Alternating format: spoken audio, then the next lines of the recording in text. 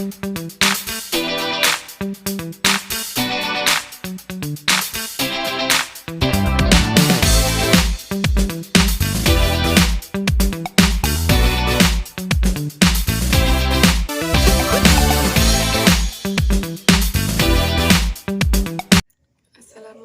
warahmatullahi wabarakatuh. Alhamdulillahirrabbilalamin. Wassalatu wassalamu ala asrofil anbiya'i wal mursalin wa ala alihi wa sahbihi ajmain. Amma ba'du.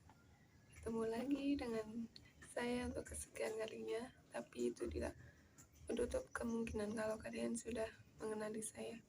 Oke, perkenalkan, nama saya Anifat Hurrahmah. Seperti biasa, adanya saya di sini untuk memenuhi salah satu tugas.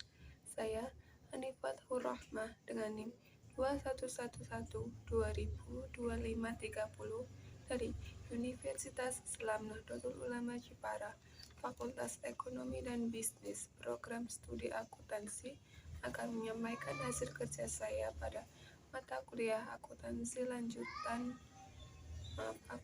keuangan lanjutan 1 yang diampu oleh beliau, Ibu Siti Aliyah SEMSI.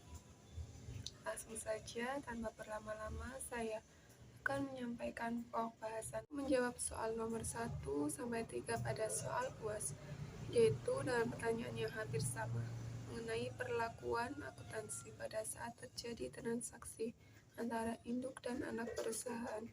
Sebelumnya, saya akan menggambarkan sebuah perusahaan yang memiliki lebih dari satu saham. Meskipun tujuan pemilikan saham-saham pada perusahaan anak tidak untuk diperjualbelikan, akan tetapi dalam keadaan tertentu, perusahaan induk dapat menjual kembali sebagian dari saham perusahaan anak yang telah dimilikinya. Apabila hal ini terjadi, berarti akan mengurangi tidak saja hak pemilikannya pada perusahaan anak, melainkan juga nilai investasinya. Pengaruh berkurangnya hak pemilikan dapat segera ditentukan dengan mudah karena berhubungan dengan jumlah lembar saham-sahamnya, sehingga tidak menimbulkan banyak masalah ketika penyusunan neraca konsolidasinya. Hak pemilikan saham oleh perusahaan induk pada perusahaan anak bisa berubah-ubah, tidak saja disebabkan oleh transaksi pembelian dan penjualan saham-saham yang bersangkutan oleh perusahaan induk, melainkan juga transaksi modal atau saham yang terjadi pada perusahaan anak sendiri. Transaksi modal pada perusahaan anak akan mempengaruhi secara tidak langsung pada bagian pemilikan perusahaan induk.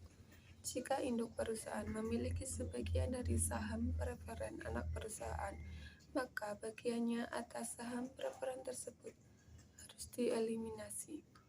Bagian saham preferen anak perusahaan yang tidak dimiliki induk perusahaan dialokasikan ke pemilikan minoritas.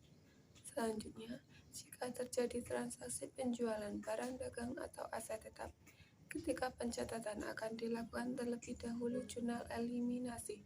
Tujuannya agar tidak ada pencatatan ganda.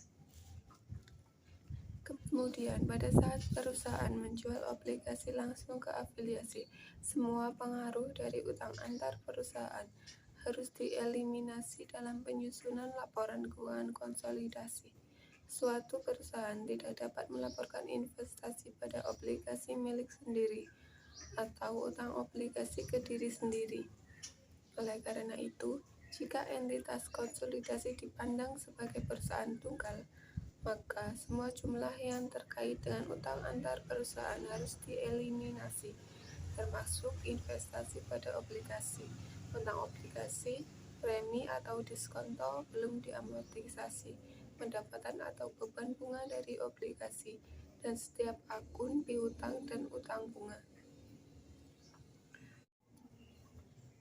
Untuk selanjutnya, tentang kepemilikan tidak langsung, yaitu merupakan investasi yang memungkinkan investor untuk mengontrol atau mempengaruhi secara signifikan dalam melakukan suatu keputusan investasi. Selanjutnya adalah contoh dari tentang kepemilikan tidak langsung dari induk, anak, dan cucu.